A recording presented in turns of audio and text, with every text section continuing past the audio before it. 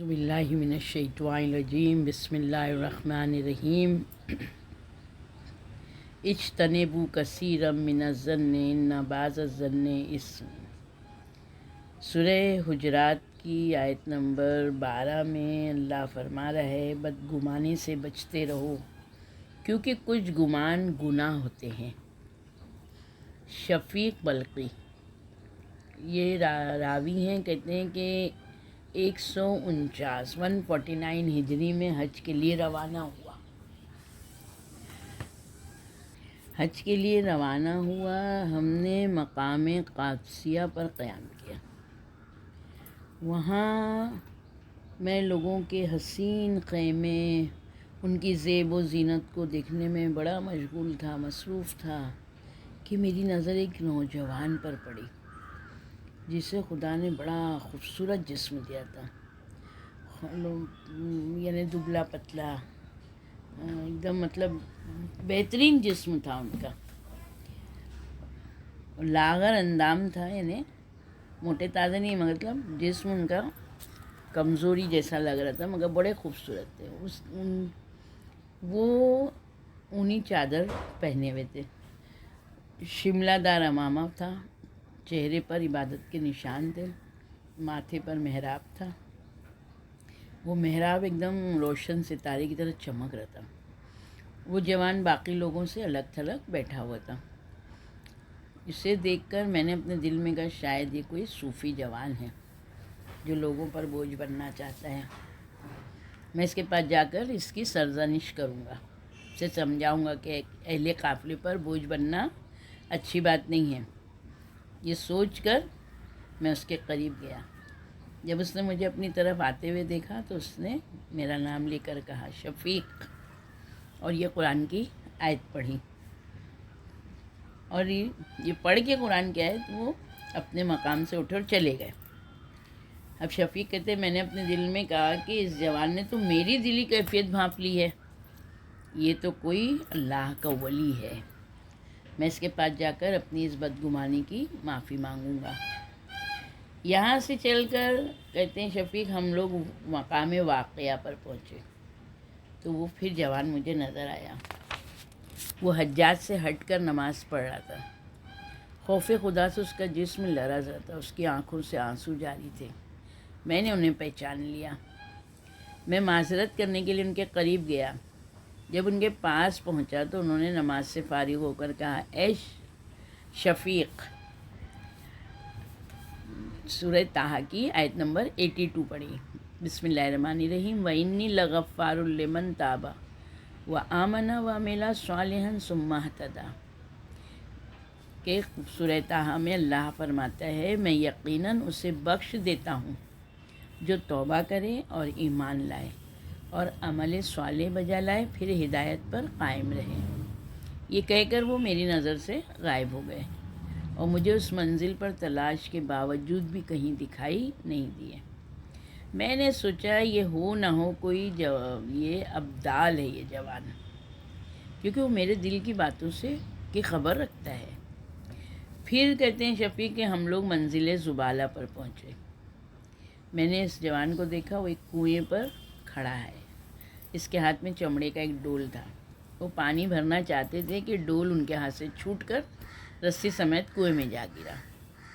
اس نے آسمان کی طرف نظر کی، کہا پروردگار، میرا پالنے والا تو ہی ہے، جب میں پیاسا ہوتا ہوں تو تو ہی مجھے پانی دیتا ہے، بھوک کے وقت مجھے طعام عطا کرتا ہے۔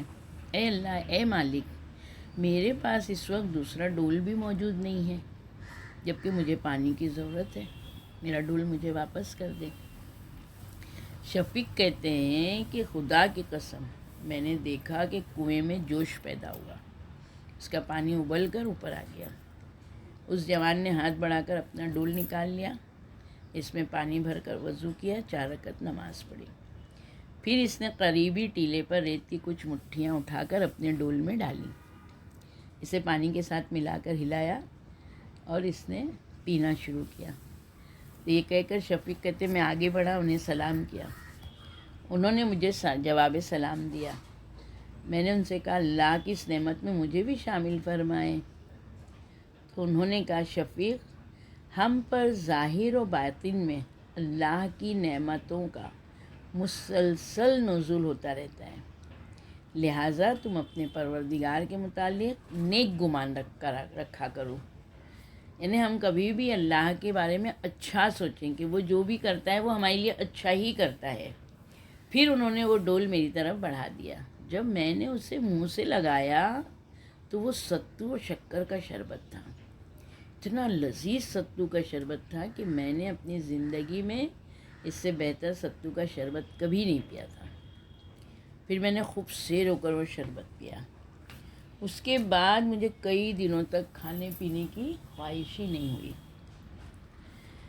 پھر شفیق کہتے ہیں وہ ڈول میں نے ان کو دیا، وہ جوان میری نگاہوں سے غائب ہو گئے، پورے راستے مجھے دکھائی نہیں دیے۔ جب میں مکہ پہنچا تو میں نے حج کے سارے ارکان ادا کیے۔ پھر میں نے اس جوان کو پانی کے قبے کے پاس دیکھا، بڑے خضوع و خشوع کے ساتھ نماز پڑھتے ہوئے۔ وہ نماز میں زار و قطار رو رہے تھے، پوری رات وہ عبادت میں مصروف رہے۔ صبح ہوئی، انہوں نے بیٹھ کے تسبیح پڑھی، نماز فجر ادا کی، پھر بیت اللہ کا 7 بار طواف کیا۔ حرم سے باہر نکلے، میں بھی ان کے پیچھے نکلا۔ میں نے دیکھا کہ ان کے پاس سواری کے جانور ہیں، نوکر چاکر ہیں، انہوں نے خوبصورت لباس پہنا ہوا ہے، لوگ ان سے مسئلے دریافت کرنے میں جمع ہیں۔ تو میں نے آگے بڑھ کے ان کے غلام سے پوچھا یہ بزرگوار کون ہیں؟ اس غلام نے بتایا یہ عالم آل محمد ابو ابراہیم علیہ السلام ہے۔ میں نے کہا ذرا وضاحت کرو، صاف صاف مجھے بتاؤ۔ تو اس نے بتایا یہ موسیٰ ابن جعفر ابن محمد ابن علی ابن حسین ابن علی ابن ابی طالب علیہ السلام ہے۔ تو شفیق کہتے ہیں واقعاً میں نے کہا کہ ایسے معجزات ایسے ہی افراد کو زیب دیتے ہیں اور اسی خاندان کے لیے مخصوص ہیں۔ کہتے ہیں اس واقعے کو بہت سے شعراء نے نظم کے طور پر لکھا ہے۔ یعنی یہ ہمارے 7ویں امام ہیں کہ امام نے کس طرح سے جو ہے تو لوگوں کو سبق دیے ہیں۔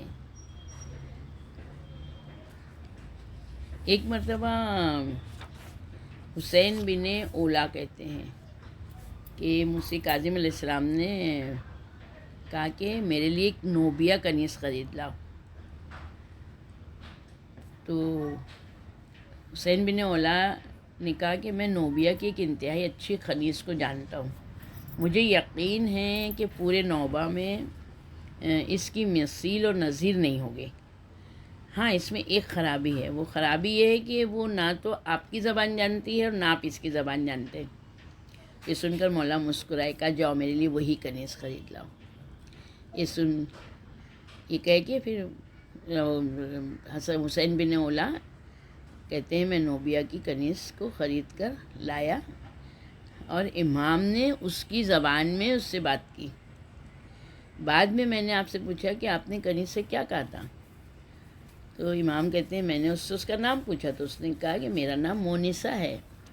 میں نے کہا واقعی تم مونسہ ہو، انس رکھنے والی ہو، لیکن تمہارا اصل نام حبیبہ ہے۔ جب اس نے میری زبان سے یہ بات سنی تو اس نے بے ساختہ کہا آپ نے سچ فرمایا۔ پھر حسین بن اولا سے امام نے کہا ابن ابی اولا یاد رکھنا اس کے وطن سے اللہ تعالیٰ مجھے ایک فرزند عطا کرے گا جو میری اولاد میں سب سے زیادہ سخی، دلیر اور عبادت گزار ہوگا۔ تو راوی کہتا ہے میں نے کہا مولا اس کا کیا نام رکھیں گے؟ امام نے کہا اس کا نام ابراہیم ہوگا۔ راوی کا بیان ہے میں اپنے آقا مولا کے ساتھ مینا میں تھا، آپ نے اپنا ایک قاصد روانہ کیا جس نے مجھے آپ کا یہ پیغام دیا کہ مجھ سے منزل سالبیہ میں ملنا۔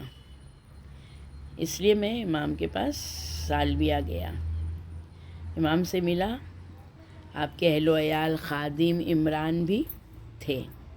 آپ نے مجھ سے کہا تم سالبیہ میں قیام کرنا پسند کرو گے یا مکہ میں؟ میں نے کہا جہاں مولا آپ حکم دیں گے میں وہیں قیام کروں گا۔ آپ نے فرمایا تم مکہ چلے جاؤ، وہ تمہارے لیے زیادہ بہتر ہے۔ پھر آپ نے مجھے اپنے مکے والے گھر بھیج دیا۔ پھر جب میں آپ کی خدمت میں حاضر ہوا تو آپ مغرب کی نماز پڑھ چکے تھے۔ مجھ سے فرمایا یہاں جوتے اتار کر بیٹھ جاؤ۔ میں آپ کے پاس بیٹھ گیا۔ پھر ایک دسترخوان بچھایا گیا جس میں کھجوروں کا حلوہ تھا۔ ہم نے آپ کے ساتھ مل کر کھانا کھایا۔ پھر ہم آپس میں باتیں کرنے لگے۔ باتوں باتوں میں مجھے اونگ آنے لگی تو آپ نے کہا سو جاؤ۔ میں سو گیا۔ امام نماز میں مصروف ہو گئے۔ آپ نماز شب سے فارغ ہو کر میرے پاس آئے، مجھے اٹھایا کہ اٹھو وضو کرو، مختصر نماز شب پڑھ لو۔ میں نے نماز شب پڑھی۔ اس کے بعد نماز فجر ادا کی تو آپ نے مجھ سے کہا علی میری کنیز کو درد ذارث تھا، اسی لیے میں اس کو سالویہ لے گیا تاکہ لوگ اس کے کرانے کی آواز نہیں سنیں۔ اللہ تعالیٰ نے اس سے لڑکا عطا کیا، یہ وہی لڑکا ہے جس کا میں نے تم سے ذکر کیا تھا۔ یہ بڑا کریم، سخی اور دلیر ہوگا۔ میں نے اس کا نام ابراہیم رکھا ہے۔ راوی کا بیان ہے کہ آپ کا وہ لڑکا بڑا ہوا تو میں اس سے ملا، جو صفات آپ نے بیان فرمائی تھی اس میں وہ تمام صفات موجود تھیں۔ پروردگارا، یقیناً امام زمانہ تھے اس وقت کے امام، ہمارے 12 امام، ہر امام جو ہیں تو ہمارے رہبر ہیں، ہمارے ہادی ہیں۔ یہ وہ ہمارا غریب امام ہے کہ جس کی زندگی زیادہ تر قید خانے میں گزری ہے، مگر امام ایک پل کو بھی اپنے شیعوں سے غافل نہیں رہے۔ ہر جگہ پر امام لوگوں کو ہدایت کے سامان کرتے رہے۔ وآخر الدعوانا الحمد للہ رب العالمین برحمتک یا ارحم الراحمین۔